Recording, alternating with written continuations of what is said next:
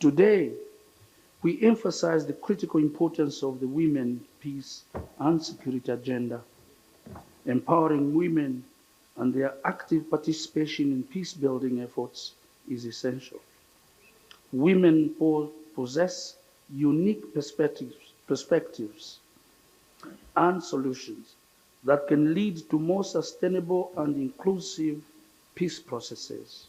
I would wish, first of all, to thank you, Your Excellency, Yoweri Kaguta Museveni, and through you, the government and the people of Uganda, for the invitation to participate in this meeting and for the warm welcome as well as the hospitality that was extended to my delegation from the time we arrived in the Pearl of Africa.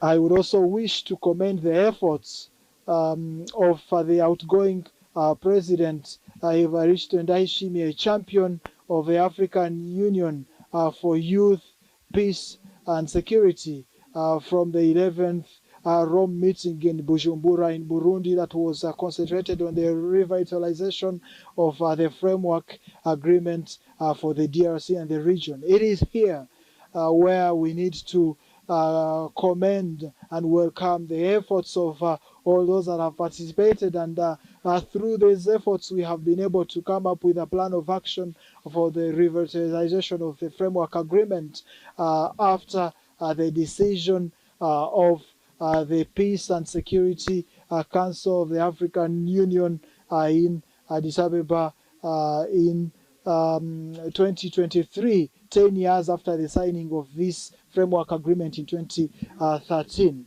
Excellencies, ladies and gentlemen, 12 years have passed after the signature of the framework agreement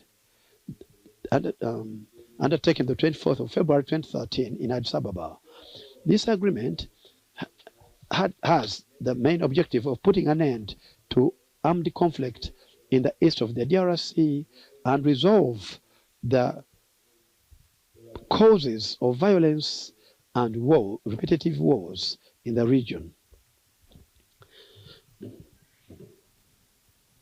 It's also intended to establish sustainable peace, to strengthen security and promote regional cooperation for peace and sustainable development.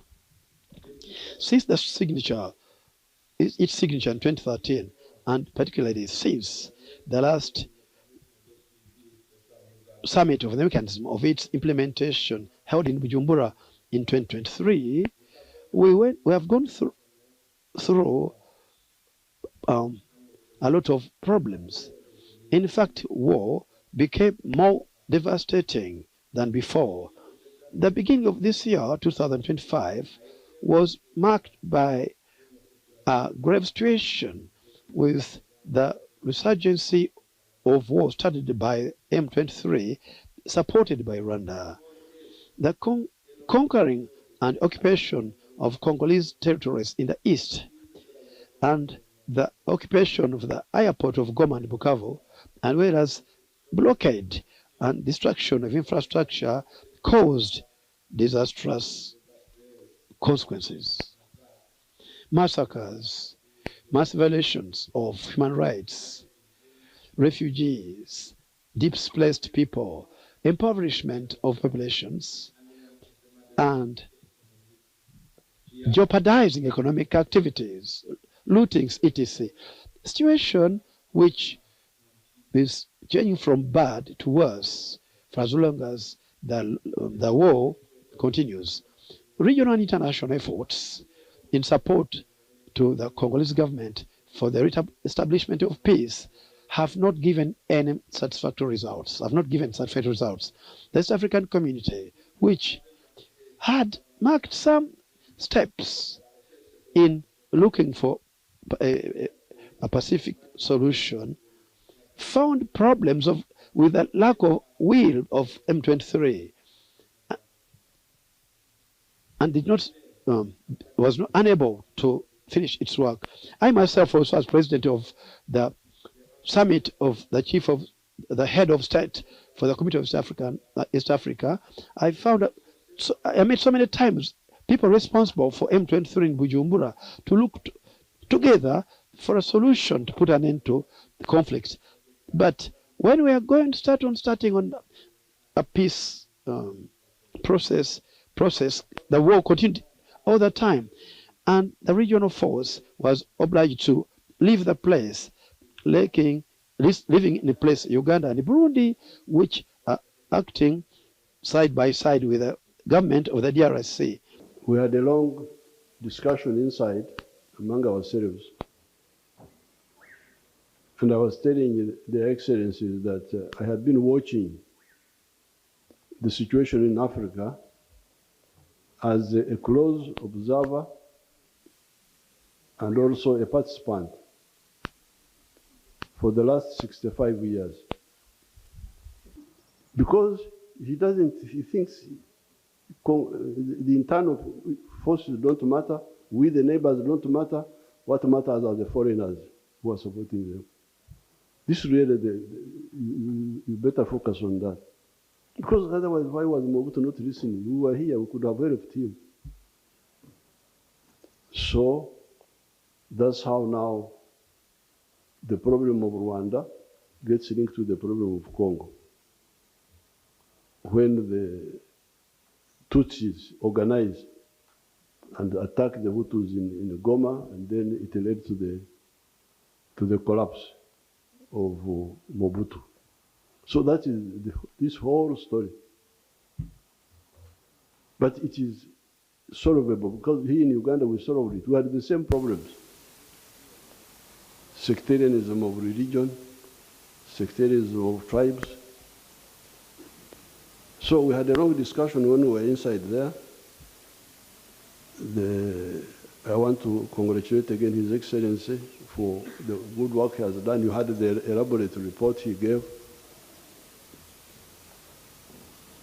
We are now going to, we know what the problem is. This can be solved. All of them, we sit here, we can solve them. Because this is, we are ancient people of this area. We are not new arrivals. There's nothing we don't know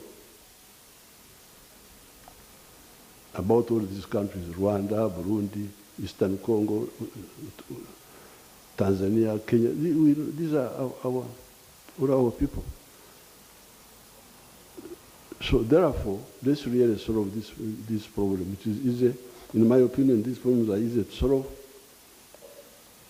They are not difficult. What is difficult is three mistakes: philosophy, ideology, strategy. Once you make those mistakes on those three, then that's how a small problem becomes a big problem. So I thank everybody for coming, responding to our invitation, and I thank His Excellency and Aishimiye for shepherding this work in the last 2 years. So let's see what we are going to do in this phase, because we know what the problem is, and it can be solved. But Africans don't die. They are very strong.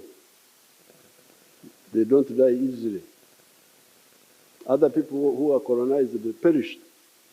If you go to America, where the indigenous Indians, they are not there. There are very few. South America, the same. But here, we didn't die, we survived. Our genes,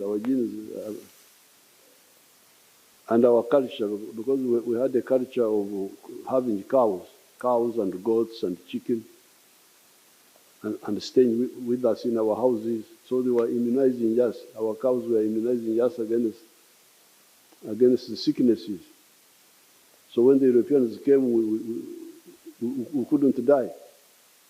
Slave trade, colonialism, but we survived. And we organized it. ANC was founded in 1912. They were the first modern organization of resistance. And we chased the invaders. But we still have these weaknesses. which really we should share, frankly, when we have time. Why do you believe in tribalism, sectarianism of tribe, religion?